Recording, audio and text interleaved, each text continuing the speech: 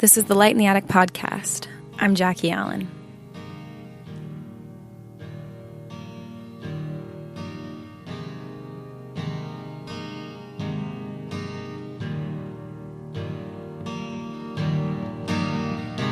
Well, I awoke in the early afternoon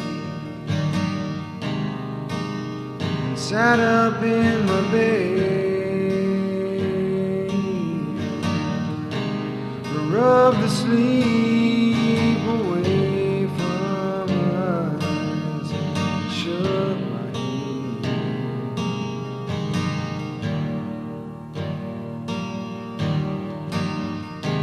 I went on out to grab a cup of coffee and left my dreams behind. California sun was all I had for breakfast, and it burned my mind.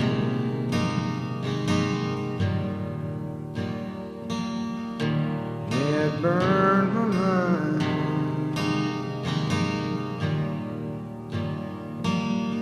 And I don't know how much longer I feel and never cry. Yeah, I don't know how much longer I can kiss another day goodbye. Kiss another day goodbye.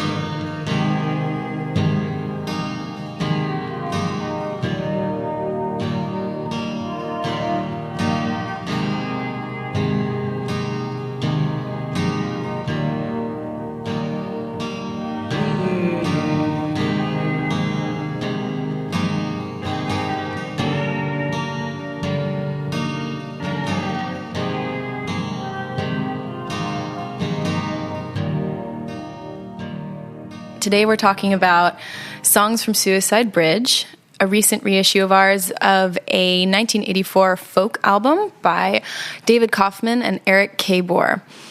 We've got Patrick McCarthy here, producer of this album and project manager here at Light in the Attic. My story for finding Suicide Bridge goes back a few years. Before I started working at Light in the Attic, I was selling records on eBay and kind of just doing that stuff. And one day I had a saved search for loner folk or for downer folk. It was some sort of keyword search like that. And an email came in from eBay and it said, your search for loner folk returned one title, which is kind of funny. That's how many it would show up. And I clicked on it because it said Songs from Suicide Bridge, and I thought, wow, that sounds really interesting. And so I clicked on it, and it took me to the listing, and I had never seen this cover before. I'd never heard anything about this person or this artist, and I was just immediately intrigued by the album title and the album cover, and I thought, there's no way this album can be bad. I tried to YouTube search for anything on the internet. I couldn't find any audio clips of it. And so I had no idea what it sounded like. And it was like, at that time, I think about $100 with the bids. And so it just kind of became an obsession for me. I was trying to figure out what this record sounded like. And then eventually the auction ended pretty like in maybe 300 range. And I didn't pay that much, so I didn't get it. And there was basically a number of years of me trying to find someone that actually had the record that I could play it and I could see what it sounded like. So fast forward a couple years, and luckily a great friend of ours, a guy by the name of Jeffrey Weiss, who's a really amazing record collector and one of the nicest guys in the world. We were just talking one day, and I mentioned that I'd been looking for this album, Songs from Suicide Bridge, and he said, "Oh yeah, I got that in the dollar bin at Rockaway Records in the 90s." And I said, "Wow, can I borrow it? Because I have to hear it." And he lent me the record, and I took it home and I finally played it, and it was amazing. It was like it was one of those things, like I was hoping whenever each song ended, I was hoping that the next one wasn't going to be bad, so it would ruin the record. Because that happens a lot, where there's a song that's really good and then that's it, that's on the record. But it was just every song on it was just devastating, and just this sort of songwriting that is just kind of taken for granted in a way, I think, and not really appreciated as much with records in the kind of private press realm. So that's kind of where the story begins, because then there was the whole process of trying to find David and Eric. It was a long process. For the longest time, I thought David Kauffman was Dave Kauffman, who is a religious kind of folk singer. And it's weird because they have they look kind of similar, and they have a very similar low, kind of gruffy voice. And I spent months trying to find a contact for that guy, and I finally contacted his management, and they were like, no, it's not him. Because I said, is this the Dave Kauffman that wrote Songs for Suicide Bridge? Absolutely not. And they said, no way. And eventually, after a lot of just kind of deep Google searching and whatnot, Jack Sills here, who is the kind of does like music licensing stuff for Light in the Attic, he was like, hey, why don't you look on BMI? And he looked it up. He looked up the name of the album or a song title on BMI, and it came back with a return for a guy named Eric Caboor. And Jackie boy coming through. Yep. And Donkey Soul Music. And I called the phone number listed on BMI, and no one answered. And then I called back the next day, and I don't think and then the third day, finally someone answered, and it was Eric. And I asked if this was the guy, and he said yes. And cool. And I just kind of blew his mind and telling him my whole story and what we do at Light in the Attic. And he still lives in Burbank, in the same place, the same house he lived in where they recorded Suicide Bridge. And he came by the office. He had the master tape still. We had amazing photos that you'll see in the release. And it was great. And the record is such a specific release to LA. It has just this amazing vibe about it, and there's so many things that are related to the city and the feel of walking around in LA and being kind of lost in the city. And we really wanted to work with a writer that was going to capture that, and that's why we decided to reach out to our friend Sam Sweet, who's a really great writer, and we just knew that he would be able to capture the sense of place that is so important to this album, with its attachment to the Colorado Bridge in Pasadena. And he just did an amazing job. It's some of our favorite liner notes we've ever had, and we're just really excited to finally share this with everyone. So enjoy. So here's Sam Sweet with his liner notes and some songs from the album.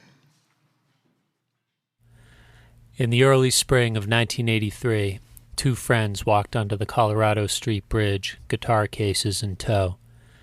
Eric Caboor and David Kauffman had come to shoot photographs for their first album. Kauffman was an East Coast native who had never visited the bridge, but Caboor remembered it from his childhood when his family would drive to the Rose Bowl from their home in Burbank. The bridge was an early architectural wonder of Southern California.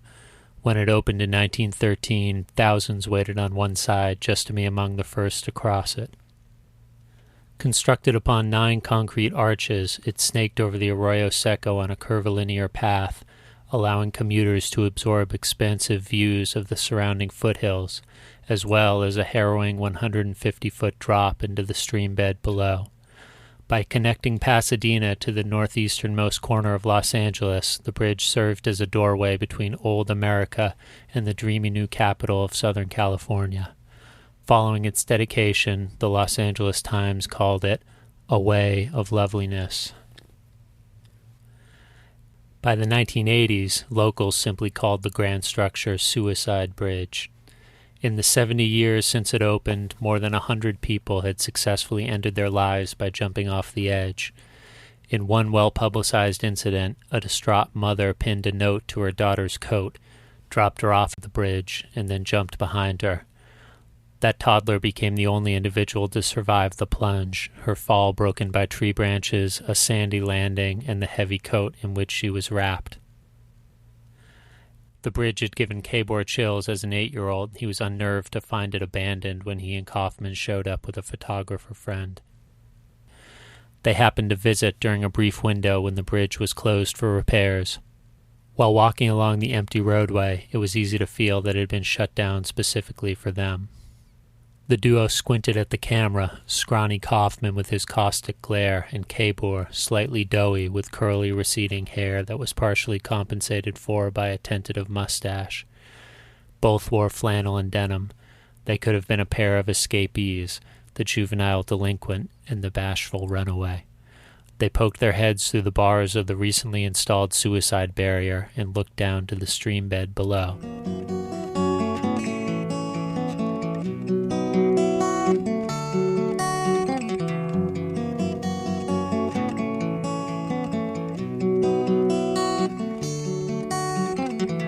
Daddy's working and my mama's in bed.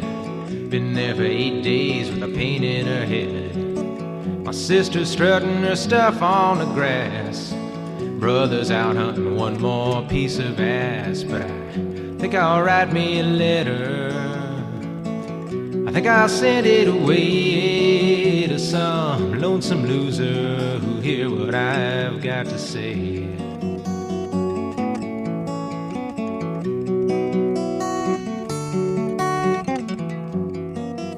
They had been playing together for 2 years. Each week they met in a converted utility shed in the backyard of Caboor's childhood home in Burbank, but they had yet to do any serious recording. Whenever one of them finished a new song, the other would be the first to hear it. More than collaborators, each was the other's biggest fan, and often his sole audience. They were never a duo in the conventional sense. Rather, as Kauffman put it, we were two loners who happened to join forces. They started out with dreams of getting a record deal, but after years of playing empty coffee houses around Los Angeles, they conceded defeat. Fame and fortune demanded certain qualities, and it became increasingly obvious that they had none. But between them, they amassed a repertoire of roughly 40 songs. At some point, one of them suggested, half joking, that they should put all their darkest and least viable works together on one record, if only to spite the industry that had rejected them. It would be the debut that no one wanted to hear. When they started plotting a song list, they realized it was the record they wanted to hear. That was enough.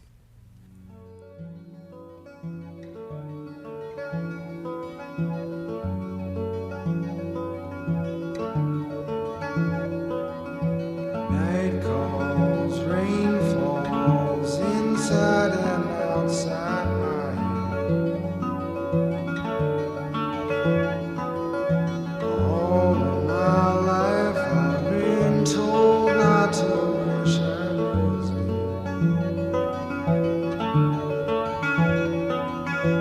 thunder, I wonder where this affliction could lead.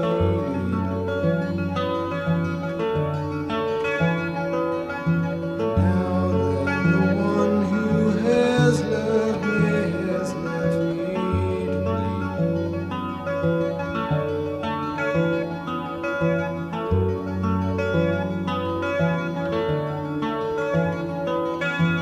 Hope dies, faith cries, when will the tears ever cease?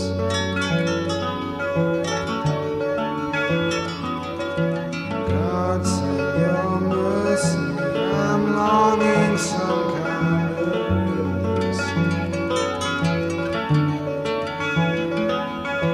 Soul shake, hearts break, only the sorrow remains.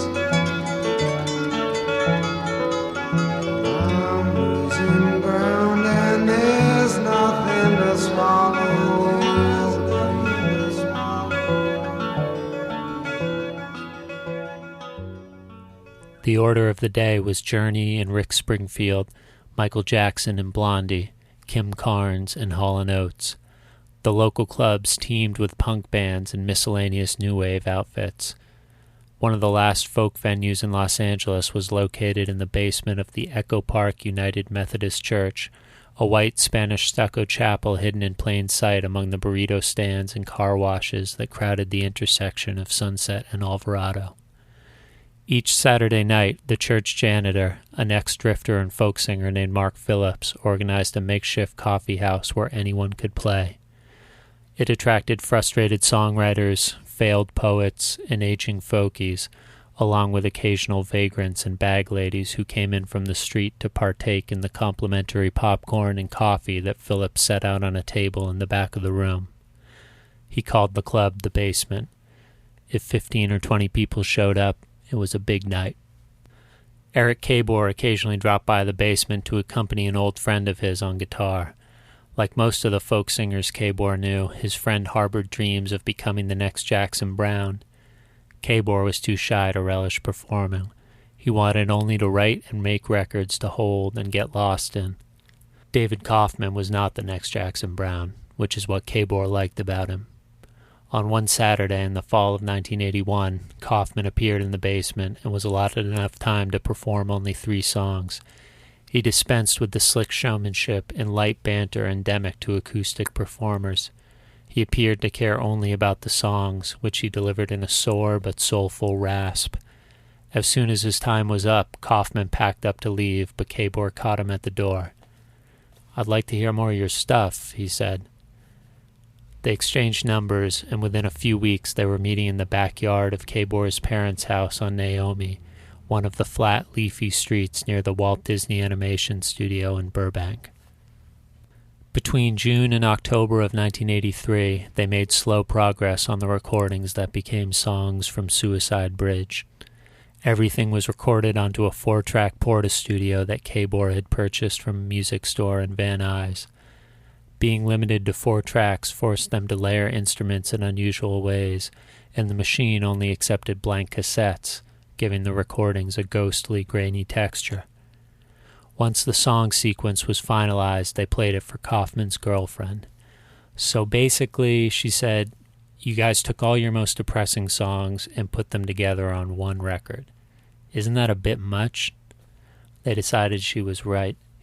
The album would close with a new song, Caboor's One More Day, forming a counterpoint to Kauffman's Kiss Another Day Goodbye, its opener.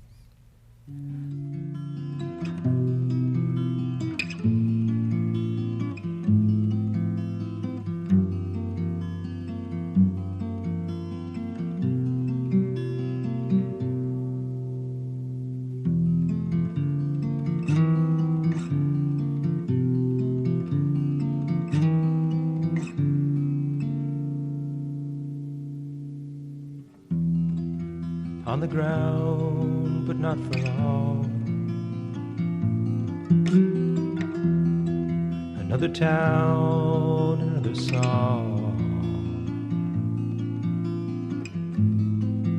Is it right, or is it wrong? Can't tell for sure.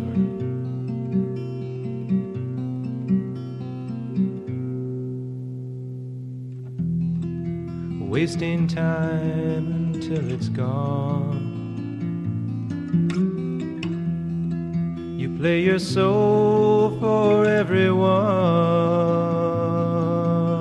and they relate until you're done. The heart is pure.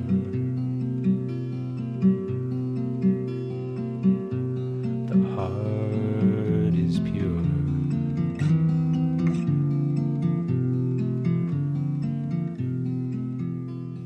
A handful of copies were sold on consignment at a few record stores in Los Angeles, including Aaron's in Hollywood and Turning Point, a small retailer in Glendale. They later had to return to collect the unsold copies they had left at McCabe's. They took albums with them to the Basement and sold a few after their joint performances there. At one point, they were invited to play a house party at the behest of a wealthy patron of the arts and felt so ill at ease with the crowd that they ended up giving away copies to everyone who attended. They sent 150 copies to college and independent radio stations all over the country, hoping for some airplay. A few mail-order requests trickled in, but the reaction was largely non-existent. They later came to accept that most of the promo copies probably ended up in cutout bins, although they did receive requests for additional copies from DJs in exactly 2 locations, Halifax, Nova Scotia, and Sitka, Alaska. The album was formed by Los Angeles, but its songs spoke to a drastically different climate.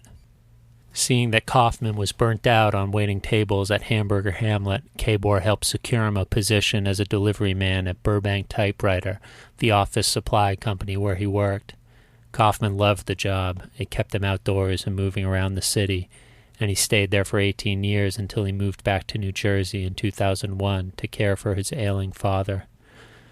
During that span, the pair continued the routine that they had developed on Suicide Bridge, and 2 additional albums came out of their nighttime meetings at Caboor's home studio. Caboor eventually married and had a son who grew up calling Kauffman Uncle Dave. After his parents died, Caboor moved into his childhood home, steps from the backyard studio that he and Kauffman had used for years.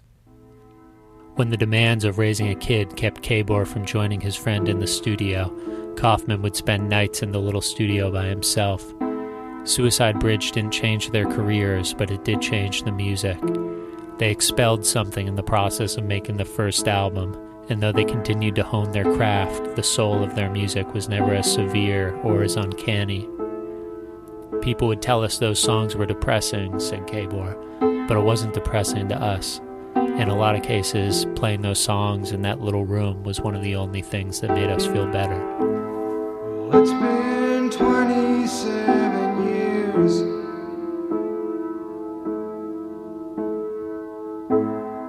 Eisenhower was the man. Well, I was born in the springtime.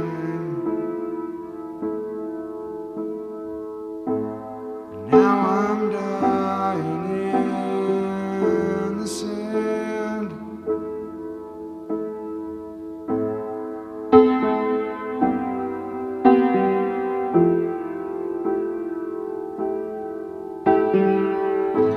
I've spent these last few days in search,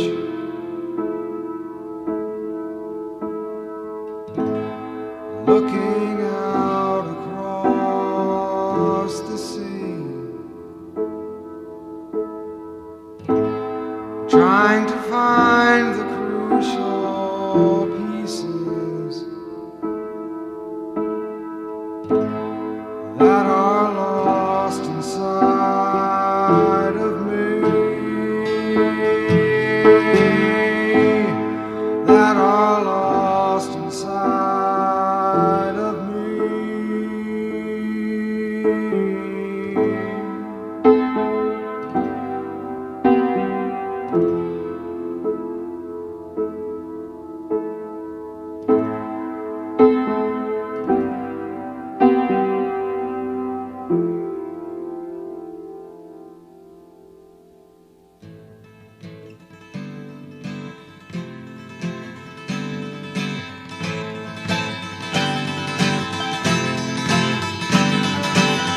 I remember way back when Mama cooked the meals. Papa went to work each day with me out on his heels.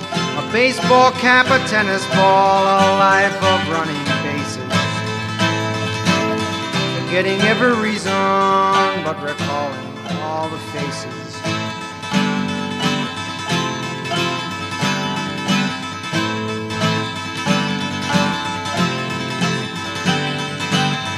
I remember way back when Grandpa was alive.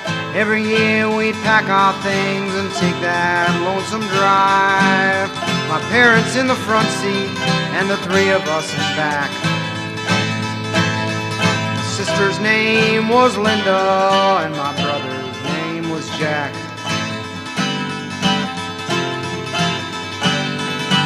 Jack.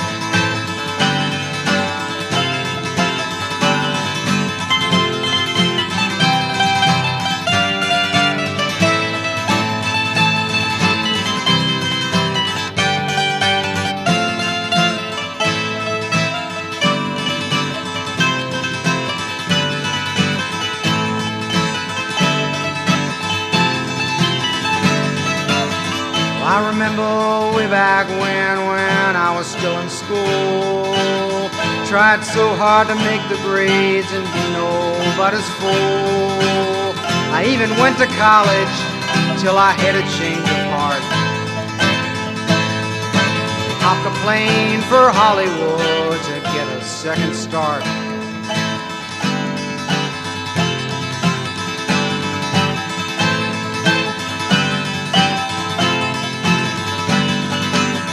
I can't quite remember just what happened after this. Something about a future and the chances that I missed. I took a cab to Malibu and now I'm on the beach. And what I need to end it all is right.